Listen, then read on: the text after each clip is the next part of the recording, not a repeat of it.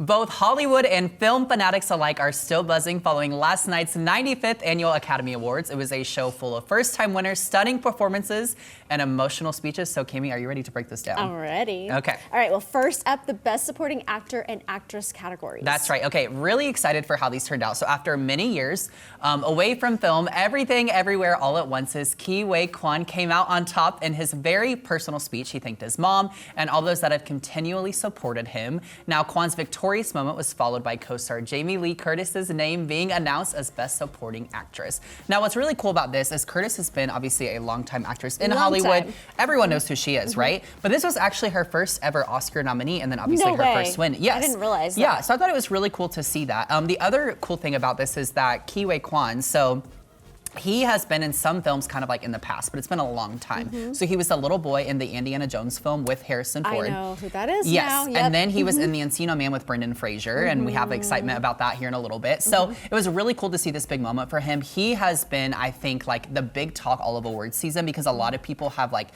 flocked to who he is, his personality, his charm, his excitement just to be there and be recognized. And his history. That is the neatest thing. Yeah. Well, and what was so cool last night is Harrison Ford actually came out to present an award. So Ke like stood up and was like so excited, and then we got on stage, got to hug him. So it was just a really cool moment to see. So I'm really excited for them. Kind of moment. Yes.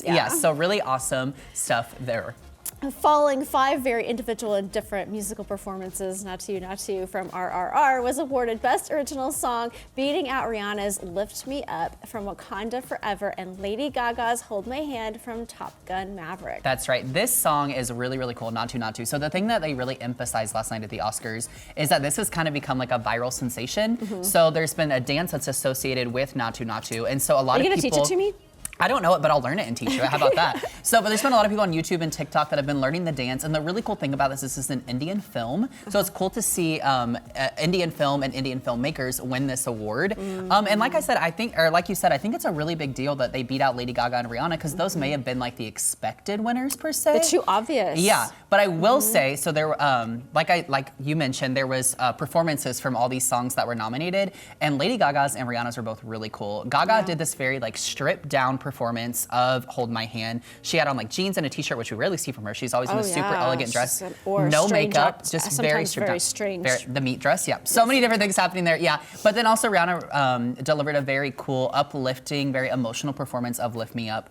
So that was really nice to see. And I don't know, I love that the Oscars has made the original song such a big deal of this award show because it hasn't always been that way. So I think that's really cool to see. I agree. So, all right, although many have thought the Best Actor category to be a close one between Brendan Fraser and Austin Butler, it was Fraser that ultimately gained an Oscar for his performance in The Whale following a long break from Hollywood. Okay.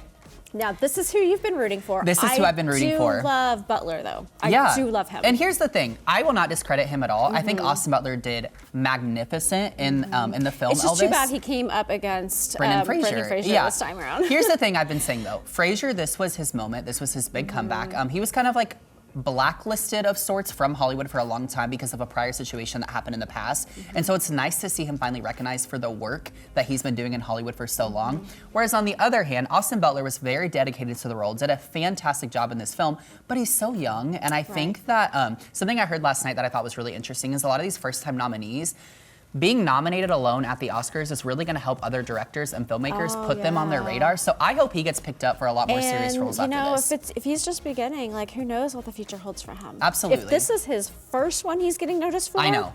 What's to come. Yeah, and Brendan's speech was fantastic. He cried the entire time. He was so emotional. He was so thankful. And I think he's been really the heartbeat of this award season. I think a lot of people have been rooting for him and excited to see him thrive in so much success. So I'm really, really happy that he won. You can see that was the heart of him coming out too. Absolutely.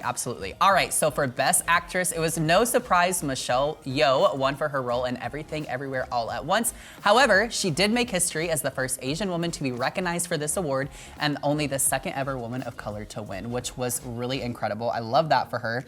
And her speech was awesome too. You know, something that really stuck out to me was, so Michelle's 60 years old. And she's been in other films, but never recognized to this magnitude or this level. So one thing she said in her speech was, she was like, "Ladies, never let anyone tell you you're past your prime," which I thought was really cool because we saw her win. We also saw Jamie Lee Curtis win, who was in her 60s as well. So I think that's so important. I think that was what's so special about all the big winners this year is they all have these very individualistic stories and journeys to get where they are through Hollywood and just different battles they've overcome. And I think that's so special. But the common thread of like a long journey.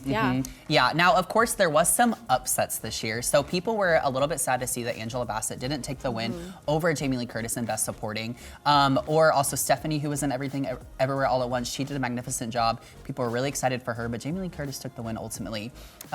It's so interesting because every year there's always these Oscar snubs, you know, but at the end of the day, I'm like, everyone did a fantastic job. Is it a snub, or is it just that there are so many talented people out there that, my goodness, how do you?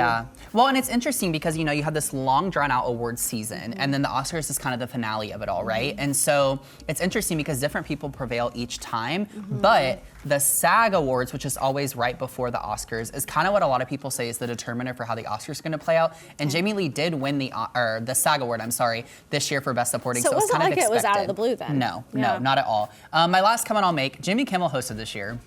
And I don't know, I have a lot of mixed thoughts. I do like Jimmy Kimmel. I think he's fine. I think that they probably asked him to host, just have some normalcy back this year after everything that transpired last year. Please, no drama.